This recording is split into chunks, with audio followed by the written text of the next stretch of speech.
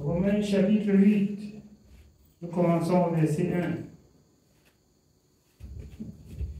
Il n'y a donc maintenant aucune condamnation pour ceux qui sont en Jésus-Christ. En effet, la loi de l'Esprit de vie en Jésus-Christ m'a affranchi de la loi du péché et de la mort. Car, chose impossible à la loi, parce que la chair la rendait sans force, Dieu a condamné le péché dans la chair en envoyant à cause du péché son propre Fils dans une chair semblable à celle du péché. Et cela afin que la justice de la loi fût accomplie en nous, qui marchons non selon la chair, mais selon l'Esprit. Alors, il n'y a plus de condamnation pour ceux qui sont en Jésus. Si, étant en Jésus, on est encore condamné, c'est que c'est nous qui avons choisi la condamnation. Jésus a paru pour libérer de la condamnation à la liberté. Comme vous avez appris hier, c'est pour la liberté que Christ nous a affranchis. Et ne faisons pas de cette liberté des prétextes pour vivre dans le péché. Dieu a renfermé le péché dans la chair et a envoyé Jésus-Christ dans une chair semblable à la nôtre, pour qu'il vienne vous montrer que c'est possible de vivre dans cette chair et ne pas pécher contre Dieu. C'est possible de s'abstenir, d'obéir et de faire la volonté de Dieu dans cette chair qui est semblable à celui de Jésus-Christ. Oui. Nous continuons au verset 5. Ceux, en effet, qui vivent selon la chair s'affectionnent aux choses de la chair, tandis que ceux qui vivent selon l'Esprit s'affectionnent aux choses de l'Esprit. Vivre selon l'Esprit, vivre selon la chair, ça voudrait dire quoi? Ceux qui vivent par l'Esprit, ce sont des personnes qui ne vivent plus pour eux-mêmes. Et si tu ne vis plus pour toi-même, si tu vis pour Dieu, la première des choses, tu lis la parole de Dieu. Tu lis la parole de Dieu, tu marches selon les principes de Dieu. Tu vas te retrouver même sans la lettre, l'esprit de la lettre te conduit. La première des choses qu'il faut savoir, c'est apprendre à connaître et à comprendre Dieu. Et la suite, cet esprit impacte ta vie et désormais, tu ne marches que par l'Esprit de Jésus-Christ, tu ne fais plus rien de toi-même. Ceux qui s'affectionnent aux choses de la chair marchent selon la chair. C'est-à-dire, quelqu'un a le plaisir de faire ce que sa pensée lui demande et il le fait. Plus ta pensée et tes désirs vont te pousser dans ce qui est mal. Et voilà, tu es mort. S'affectionner aux choses de l'esprit, c'est vivre aussi selon la parole et avoir aussi toujours le désir de marcher selon la parole. Pour finir, Dieu voit les desseins de ton cœur et il t'accorde l'esprit de la parole. Si bien que sans la lettre, parce que les autres parlent de la parole de la lettre, or la lettre tue, mais c'est l'esprit qui vivifie. Plus tu t'habitues à marcher comme Dieu demande, plus ça devient ta nature. Oui, bien aimé. Et l'affection de la chair, c'est la mort, tandis que l'affection de l'Esprit, c'est la vie et la paix. L'affection de l'esprit, c'est la vie et la paix. Vous allez voir que beaucoup de tourments viennent quand on est rentré dans la chair. Avec l'esprit, l'esprit repousse le mal. L'affection de la chair, bien-aimé, ça procure le mal. Mais l'esprit, rejette le mal et fait le bien. Oui. Car l'affection de la chair est inimitié contre Dieu, parce qu'elle ne se soumet pas à la loi de Dieu et qu'elle ne le peut même pas. Or, ceux qui vivent selon la chair ne sauraient plaire à Dieu. Ceux qui vivent selon la chair ne sauraient plaire à Dieu. La chair, les œuvres de la chair, quand vous rentrez dans la Galate, vous avez compris, elles ne correspondent pas aux œuvres de l'esprit. C'est pour cela que l'apôtre Paul dans Galate marchait par l'esprit. Vous marchez de vous-même, vous allez vous tromper. Vous marchez selon la pensée de Dieu, vous allez arriver. Oui. Nous continuons au verset 9. Pour vous, vous ne vivez pas selon la chair, mais selon l'esprit, si du moins l'esprit de Dieu habite en vous. Si du moins l'esprit de Dieu habite en vous. Pour vous qui craignez Dieu, vous ne vivez pas selon la chair, si du moins l'esprit de Dieu habite en vous. L'esprit de Dieu ne conduit pas dans le mal.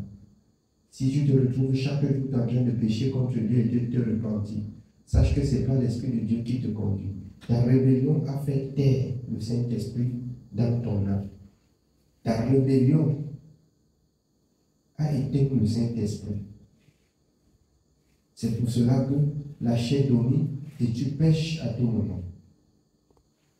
C'est l'affection de la chair. La chair a dominé. Oui, bien aimé. Si quelqu'un n'a pas l'esprit de Christ, il ne lui appartient pas. Dieu identifie ses fils par son esprit. C'est pour ça qu'il dit, si quelqu'un n'a pas l'esprit de Christ, il ne lui appartient pas. Il identifie. Or, le Saint-Esprit, c'est le sceau de la rédemption. C'est le cachet de Dieu dans l'âme choisi par Dieu. C'est un cachet et celui de Dieu. Amen. Oui, bien.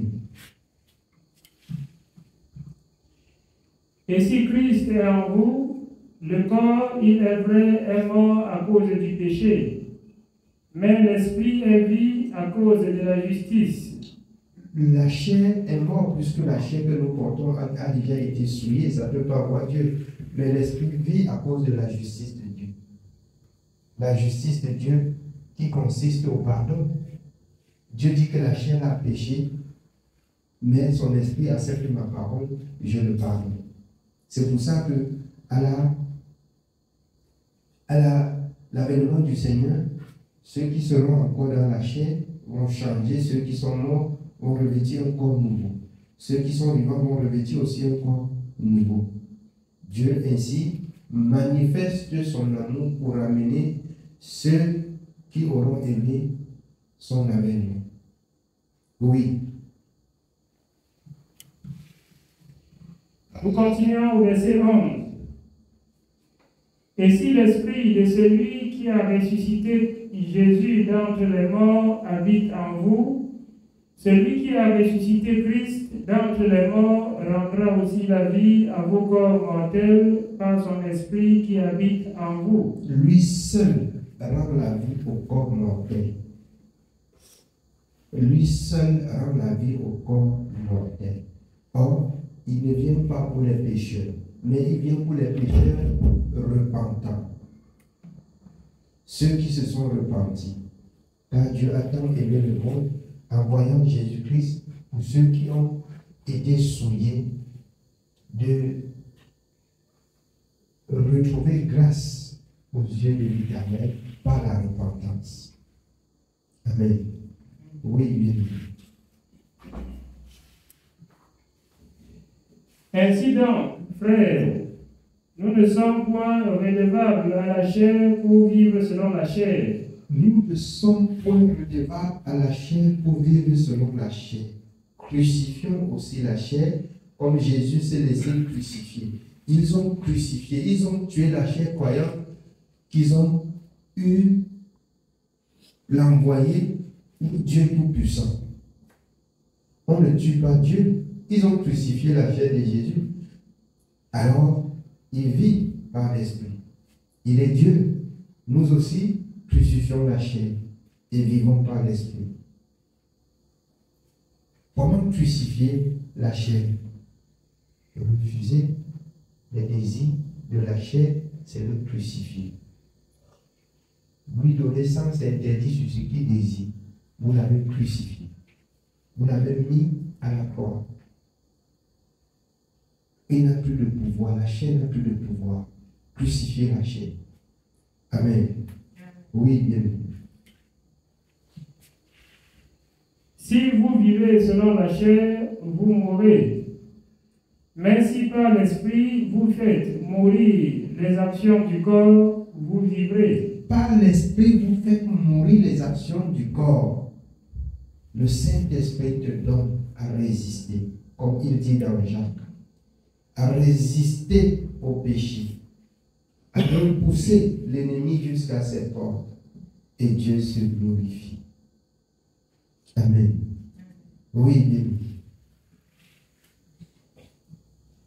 Car tous ceux qui sont conduits par l'Esprit de Dieu sont fils de Dieu. Et vous n'avez point reçu un esprit de servitude pour être encore dans la crainte. Mais vous avez reçu un esprit d'adoption par lequel nous crions, Abba, Père. L'Esprit lui-même rend témoignage à notre esprit que nous sommes enfants de Dieu. Quand nous marchons ici, nous avons de l'assurance.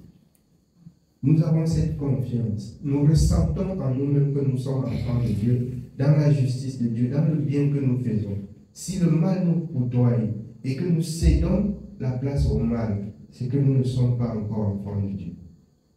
Nous ne devions pas laisser la chair ou le mal nous côtoyer jusqu'à avoir raison sur nous. Non. Non. On résiste au péché. On repousse le péché. Et on donne comme ça gloire à l'Éternel. On donne comme ça la place à l'Esprit de s'exprimer. Et à tout moment, quand on pêche, on tue, on éteint le Saint-Esprit. Il est actif lorsque vous résistez à toute forme de convoitise charnelle. Amen. Oui, bien.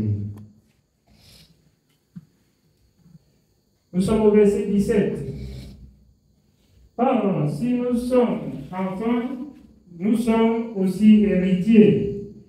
Héritiers de Dieu et co-héritiers de Christ, si toutefois nous souffrons avec lui, afin d'être glorifiés avec lui. J'estime que les souffrances du temps présent ne sauraient être comparées à la gloire à venir qui sera révélée pour nous. Aussi la création attend-elle avec un ardent désir la révélation des fils de Dieu.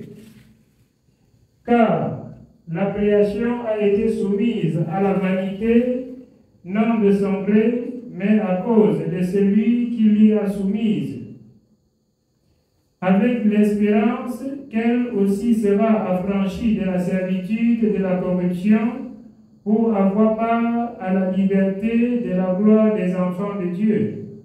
Amen. Oui, bien-aimé, c'est le message de ce soir. Si tu es devenu enfant de Dieu, c'est par la grâce. Et si par la grâce tu es devenu enfant de Dieu, c'est pour garder la parole de Dieu, pour faire la volonté de Dieu. On ne fait pas la volonté de Dieu en partie. On fait la volonté de Dieu dans la plénitude de ses commandements. Si tu n'as pas fait quelque chose, c'est que tu n'as pas seulement été enseigné ou que tu n'as pas la connaissance sur cette chose, mais si tu le veux, la connaissance exacte viendra par la conduite du Saint-Esprit. C'est pour cela que le Seigneur nous exhorte de marcher par le Saint-Esprit. Par le Saint-Esprit, nous sommes avertis. Par le Saint-Esprit, nous sommes le Saint-Esprit atteste que ce que nous faisons est de Dieu, ou s'oppose que ce que nous faisons n'est pas de Dieu. Que le Seigneur nous bénisse. Amen. Si quelqu'un a un témoignage ou une parole de connaissance, rachète-moi le temps. Amen.